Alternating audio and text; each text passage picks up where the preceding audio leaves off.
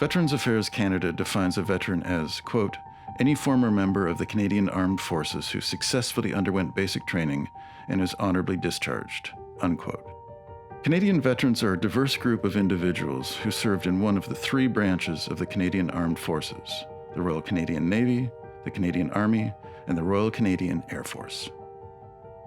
Veterans include individuals who served full-time in the regular force, as well as those who served part-time in the many units of the primary reserve force. According to the 2021 census, there are around 460,000 veterans of the Canadian Armed Forces, comprising just over 1% of the Canadian population. Around 87% of Canadian veterans are male, while around 13% are female. These veterans come from a variety of ethno-cultural backgrounds, including large numbers of Black, Sikh, and Aboriginal veterans. Approximately 40,000 veterans served in the Afghanistan conflict, while around 25,000 served in World War II or the Korean War, meaning veterans comprise all age brackets. Veterans Affairs Canada is an official government department that is mandated to provide a variety of services to Canadian Armed Forces veterans, including provision of pension and benefits.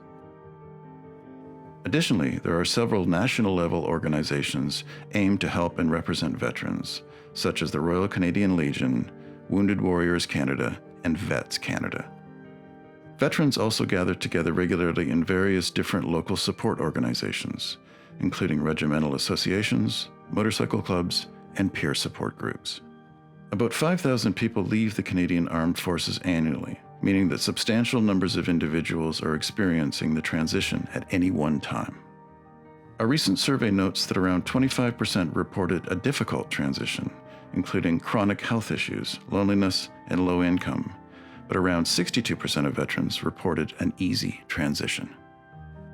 In sum, veterans are a heterogeneous group of people. Some continue to struggle with serious issues, while others are leading successful lives in their communities.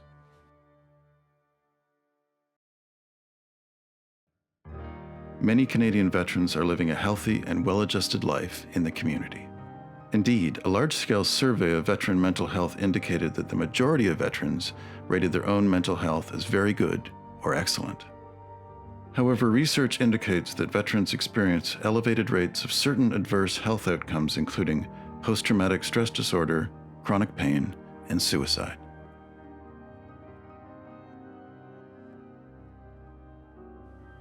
Post-traumatic stress disorder is a serious mental disorder that develops after experiencing or witnessing serious injury, violence, or threatened death, such as close-quarter combat.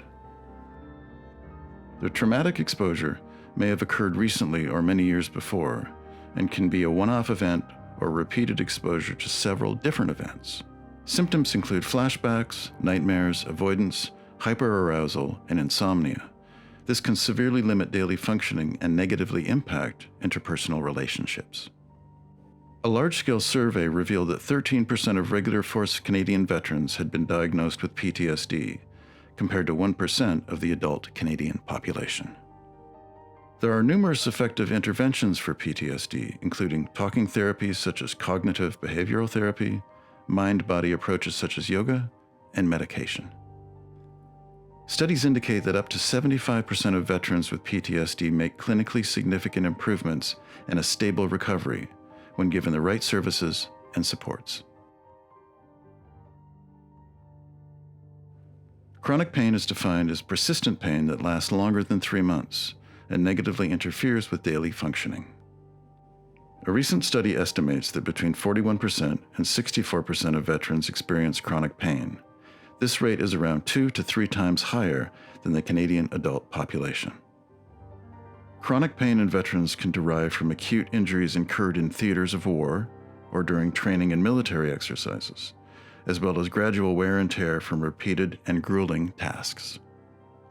This can contribute to a wide range of physical, emotional, and social challenges that can severely reduce quality of life, meaning that managing this pain is often a core priority for affected veterans. There are several effective pain management treatments, including medication, medical cannabis, supervised group exercise, acupuncture, yoga, and talking therapies. Statistics indicate that Canadian veterans are approximately 1.5 times at greater risk of suicide than similarly aged non-veteran Canadians.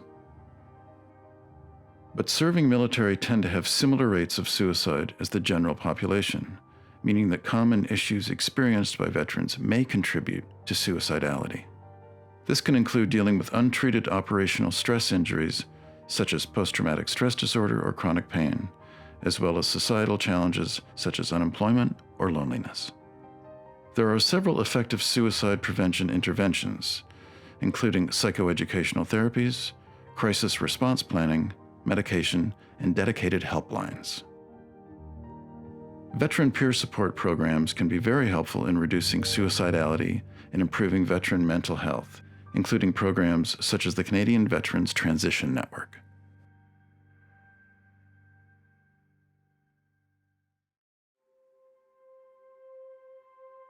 A recent national research study indicated that most media pieces about Canadian veterans cluster around Remembrance Day, with veterans remaining relatively invisible the rest of the year. Other clusters of articles tend to focus on rare phenomena and anomalous outliers that may contribute to negative stereotypes, for example, violent crime and sexual misconduct. Some veterans are very rarely featured in the media, for example, female veterans, Royal Canadian Navy veterans, Royal Canadian Air Force veterans, and veterans of the Afghanistan mission.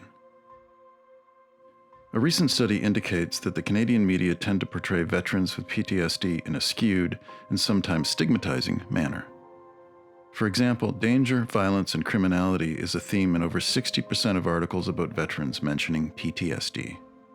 Conversely, less than 1 in 3 articles discuss recovery or reintegration, and only around 1 in 4 articles discuss health or social service programs. Another recent study indicated that less than 15% of Canadian media pieces discuss chronic pain, pain relief, or related physical health issues. Less than 10% of articles discuss any form of health treatments for chronic pain or similar issues. Only around 16% of articles in this topic quote a family member or friend, even though these can be significant support for veterans dealing with chronic pain. In a recent year, 89% of all media pieces reporting issues related to veteran suicide were focused on an anomalous outlier, an extremely rare murder-suicide. Less than 5% of media pieces provided help-seeking information, and only 13% tried to educate the public about suicide and broader issues. In other words, there are very few articles about suicide prevention and effective interventions, which were rarely covered in routine reporting of veterans.